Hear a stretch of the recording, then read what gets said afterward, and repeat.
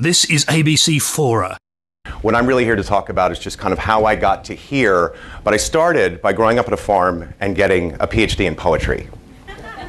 Honestly. So getting to here has been weird, but growing up at a farm gave me a big imagination and a lot of confidence and a lot of space to run. PhD in poetry means I can talk well, good emails. A lot of the business stuff goes over my head, doesn't matter, I just sit there and nod until people acquiesce. And where it really started is back in the early mid-90s, I was hanging out in Venice Beach, California. My good buddy here, Steve Kearney, was teaching me how to surf. We were writing screenplays. I ended up, after long, frustrating years of trying to figure out what I wanted to do and feeling that I was one step away from breaking it, getting a call from Columbia TriStar and the USA Network, who had this little show called The Net, which was based on that relatively bad Sandra Bullock movie called The Net. Well, so I had to write a television show about the internet. I didn't have any idea what the internet was. Didn't have an email address. So I figured, yes, I can go do it. Called up my best friend from childhood, 3 years old, who was the chief technology officer of Lycos. He gave me this brilliant Area 51, deep intelligence stuff about the internet, which I then just wove directly into the plots of my television shows, thinking that Lycos was, in fact, the internet. So I thought I was a genius talking about the internet, when in fact I was talking about Lycos. So the ratings go through the roof. I'm having a really great time. I'm thinking, God, this business is easy. All you got to do is leverage somebody else's brand, put it into your show, and off you go. So I figured, big writing job, huge agent. None of that happened. What ended up happening is that Bob Davis from Lycos called and said, hey, I really like what you're doing about representing our brand. Would you like to run entertainment business development for us in Hollywood? And of course, the reaction in my head was, do you have any idea who I'm not? Unproduced, unknown, no agent, writer, fresh off a wetsuit in Venice Beach. Within 30 days, I'm running entertainment business development for Lycos and Amazon. So I'm going and doing deals with Universal Pictures, with the American Pie franchise, and the X-Files, and the Simpsons, and the Grinch, and I'm meeting guys like Ron Howard and Steven Spielberg and Chris Carter and all of these guys, none of whom I can push one of my screenplays. So where it ended up is I did some really interesting programming in the early days of when Amazon was really leaning into trying to take on traditional brick and mortar e-commerce companies. So for instance, for Saving Private Ryan, we were able to get the DVD released 30 days before Walmart, which was really, it had never been done before. Walmart had always had the first window. They made $40 million in that 30-day period. We also auctioned all the props and wardrobe from the movie Gladiator on Amazon. And this segues into my next slide. Some guy bought the Cassius, remember Joaquin Phoenix's, the white with the mantle and all that kind of stuff, bought it for $30,000 on Amazon, wore it to his wedding. Now, had there been Facebook or Flickr or something like that, those would have been unbelievable photographs. So this angered, in a few ways, my next partner, Jeff Skoll. So first president, founding partner, founder of eBay. So I had gotten out, had done a stint with Amazon and with Lycos. I actually spent some time with Ron Howard and Brian Grazer and Jeffrey Katzenberg and Steven Spielberg, trying to convince them that their internet online movie startup, Pop.com, should have gone this way. Well, they got Paul Allen's $50 million and spent 11 months and didn't launch a website. So at that time, it was really fortuitous for me that Jeff Skoll called. Jeff Skoll, founder of eBay, cashed out after 3 years, became the 100th richest man in the world, gave away $500 million in philanthropy. Kept going to a lot of big white tablecloth dinners with lots of guys just like him, writing lots of checks just like him. Got frustrated enough to start his own foundation, which was really pioneering in social entrepreneurship. So instead of funding gigantic organizations that were doing massive global good, well, there's also this guy in Kenya who needs $700 to create a series of PVC foot pumps that you can stick in a river, put in your field, irrigate your crops. So he leaned into that. And what kept happening is as the internet grew, and as sites like Facebook and sites like Flickr and other sites came up, and Yahoo and MySpace and all of these sites started to really proliferate participation as a platform, Jeff started getting at the Skoll Foundation stories about these extraordinary people. So he ended up creating a television show on PBS called The New Heroes with Robert Redford, and had all these wonderful kind of interstitial 30-minute segments on wonderful entrepreneurs doing incredible good. That's really ambitious and really lovely, but he did it out of a foundation. So it wasn't that he was trying to make money. I mean, the guy doesn't need to make money. What he wanted was to distribute this media across the world. The goal is, these are everyday heroes doing uncommon things for the common good, right? So that really spawned an idea. The frustration that he felt out of creating this television show, good for him, he had the money, he also had the chutzpah, and he also had the vision to just say, well, I could only get it on PBS. Nobody watches PBS. That really sucks. So therefore, what am I going to do? That. So we started Participant Productions in the fall of 2003 with a very simple premise: leverage the power of the media to inspire social change. There have been historically movies that have been marketed this way. Take Erin Brockovich, for example. Julia Roberts, big hair, push-up bra. It's a comedy about an unsung single mom lawyer. No, it's about a woman who took on a chemical company that was poisoning the water of a town. Well, if you're the studio, you're not going to market it that way. Then, when it gets all of this great social coverage, and it starts creating, petitions, and it starts creating protests and stuff, then the studio comes way over here and says, well, we were socially conscious all along, right? So they're betting on commercialism, and they're taking credit for social change. But so you're Sony Pictures, and you're going, Hotel Rwanda, Spider-Man, easy, right? Our premise was, do both, right? Do both. So here's what we're going to do. Jeff Skoll and I don't know how to make movies. We don't know how to distribute. We don't know how to market. We don't want to. We knew that we could hire some relevant people, some industry experts, some incredible people who came to the party drinking the Kool-Aid of social good. What we wanted to do was leverage content and money. So what we would do is, we had the stupid, simple, brilliant premise of walking into rooms with Warner Brothers and with Fox and with Paramount and with Disney and with all the rest of them and say, hi, we hear there's this movie Syriana. And we hear that George and Steve Gaghan and Matt Damon and everybody want to do it. And we hear that you're not sure about the financing. You get all that, no. Well, we say, okay, look, there's a number in your head that's going to allow me to buy into the movie. Right? So what is it? Is it 50 million? Is it 60 million? So we started writing checks. And it's really, that's about how simple it was. What we were able to do is literally empower filmmakers, content producers, and social visionaries to say, it's okay to go and make these movies because we're going to take the financial risk off of you. However, all we ask in return is that we're going to go partner with little groups like, the NRDC and the Sierra Club and the National Organization of Women, and we're going to create these social media campaigns. And they would go, God, that's just so sweet. Really, gosh, bless your little heart, right? And we had the audacity to go to Warner Brothers and say, hey, look, got this big Syriana movie, got this big North Country movie. So who do we talk to at AOL? Oh, no, geez, AOL. We don't really talk to them. So what we ended up doing was creating this. So Participate is now Take Part's first social network for cause and change, right? So we had the pretty simple vision that the movie studios are going to lean into the celebrity, and they're going to do their gigantic print and advertising spend, and they're going to do a lot of awareness, which is going to drive people to theaters. Well, people will become inspired, small or large. We're not talking about people just jumping up out of their chair after seeing An Inconvenient Truth and suddenly going out and changing their entire carbon footprint. Some people did that. But in this instance, what you're able to do here is come make a profile, learn more about the movie, learn more about the groups that are associated with it. And what ended up happening is that we knew that when George Clooney would go on David Letterman and The Tonight Show, and he would say, so George, you gained 30 pounds for the movie. How'd you do that? Well, I ate a lot of pasta.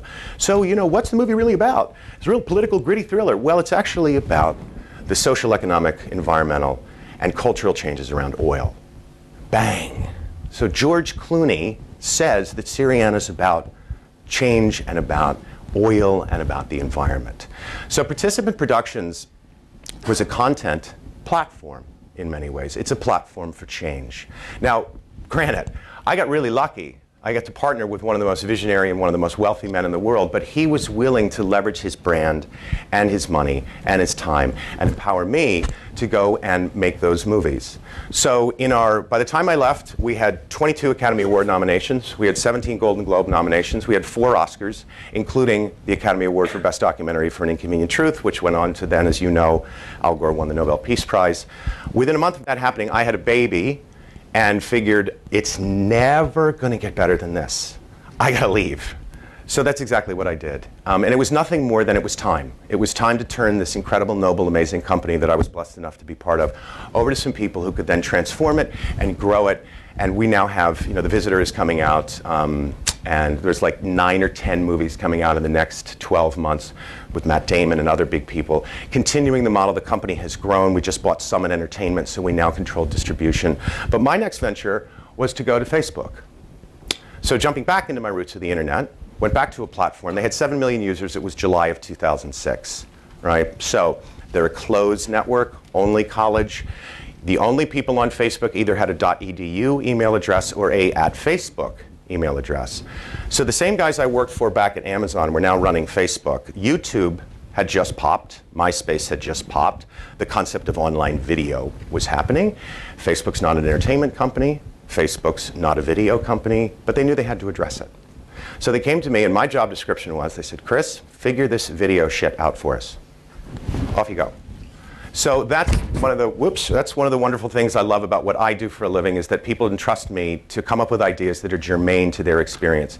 So they actually had to do an engineering workaround to get me a Facebook account so I could actually use the site, so I could actually figure out what it was. And I was the oldest person in the company by 9 years when I was there, so that was pretty interesting. But what I realized about Facebook, it's this wonderful utility. It's this rich data set. You are now, as someone just said, you're now participating. Participation is now not weird, right? So your friends know everything about you, and you know everything about your friends. However, my basic premise was, do you ever really get to know someone until you see them laugh, until you hear their voice, until you watch them struggle about something, until you hear their stories? So the idea was to take the two-dimensional rich data set of the Facebook profile and blow it off the page into video. So what I created was Facebook Diaries, partnership obviously with Comcast, and Startup Within a Startup video was exactly that for Comcast. We went out and, just like Participant, replicated it. Okay, Facebook is a social network. We need massive distribution, massive hosting, and we need some video acumen. Let's go to Comcast. Let's partner with them. They'll give us their player. Now, it's a TV show. Okay, I don't know how to do TV shows. Wait, R.J. Cutler. So Emmy Award-winning, Peabody Award-winning reality television producer. Like Mark Burnett is kind of his evil twin.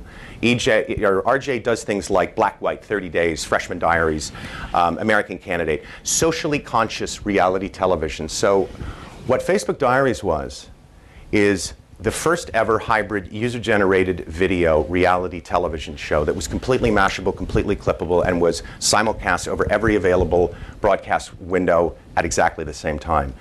What we did is every 2 weeks we'd go on Facebook and say, respond in the form of a first-person video to the question, who am I? What makes me laugh? What's my biggest heartbreak?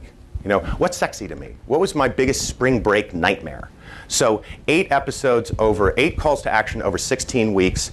All the video flooded in. We flew it around, shared it around, leveraged the Facebook platform, leveraged Comcast's .net site, leveraged everything we had, got everything out there. And RJ ended up cutting all these things together into 8 23-minute television episodes, which went on .net, VOD, the Independent Film Channel, and Facebook, and then through Comcast, through to Yahoo. So it was really amazing that this is do-it-yourself television, literally, because the only mandate that I had at Facebook was it has to be for, by, and about Facebook users who are not going to talk about Facebook. They're using Facebook, and they're using video to tell stories of their lives, which is exactly what Facebook's all about. So I was lucky enough then to go and work at Glam. Does everybody know what Glam is? No? Okay. Glam's the #1 site in the world for women. They have an amazing business model. They aggregated about 750 bloggers in the women's celebrity fashion and style space. These are people who have enormous amounts of audience, but they had no money no revenues. Glam was a platform that said simply, we'll sell ads on your blogs in exchange for your traffic. So they raised $120 million. They're now going into men's. They're now going into international. But Samira Mora, the founder, had an idea that Glam TV was the next generation. So go back to those exact same bloggers, have them put video up using a platform tool that we built, or stream content at them that has ads in them. So now you're getting double the page views, double the time on site, double the traffic, double the revenues. So I built this for them, and it launched 2 months ago, and I'm really happy to say that it's in Australia, which is fantastic. So I just pulled this slide off today. This is really what I wanted to talk about. This is my company's accelerator's latest project. And it's a Toronto-based company, and sorry, we're doing that brain drain thing. So, Toronto-based engineers out of telco and government came up, they created a site called Truker.com, the video search engine. You may know Truker. So what they realized is like, wow, day late, dollar short. But to showcase video search, they built a synchronized player. And they put a chat window against it. So player, chat window, upload, multi-search or multi-source search, and all of a sudden you have social viewing. The concept being that video viewing right now is very linear. Video sharing is very linear. I see a video. I go, hey, you'll love this. Send it off. A minute, a day, never, later. You look at it. You hate it. You like it. Who knows? I don't know. I may get a response back. Well, the evolution is to take all of these social networking features and tools and create synchronization. So everybody's watching the video at exactly the same time. They're chatting against it. Lounges are created either by individuals like Helen, who has the number one lounge on View Together right now by a lot. So she's actually taking her television show, putting it onto our consumer destination, using our tools in which to allow her users to enjoy her programming and chat about it, because it's not about getting your friends together. It's not about me and 10 of my friends coming together and watching something. I may like UFOs, you might not. So am I going to recruit and haze you into a UFO lounge? No, I want to go to a UFO lounge where there's other idiots like me, and I can chat about it. And I don't care because everybody else is chatting the same way. So our business model is very simple. It's a white label model. We have a consumer destination. We're pulling from MySpace and from Dailymotion and from YouTube and from a bunch of other players. As you can see here, dose.ca, yay Canada. That's our very first commercial partnership. So this is the build here. We empower video sites, networks, portals, media companies who need a tool to allow their users to do something really interesting. So interesting statistic. MTV has 60,000 videos. Okay, about 10% or less of that video library is pushed through MTV or pulled by its users every single day. The rest sits there passively. They're not making money on it. Well, with View Together platform, a powered by View Together solution, you can now empower your users to become video programmers. Oh, and by the way, you're putting ads in those videos. You're putting ads on the banner.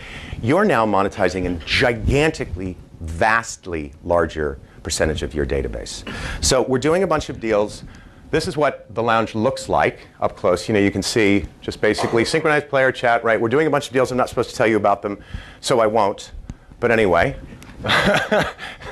this is what it looks like in a white label environment with a company I can't talk about.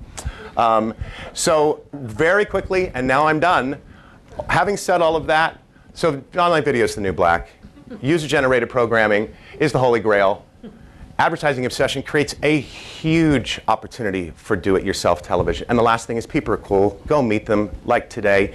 Email's overrated. IM is not a business tool. Thank you.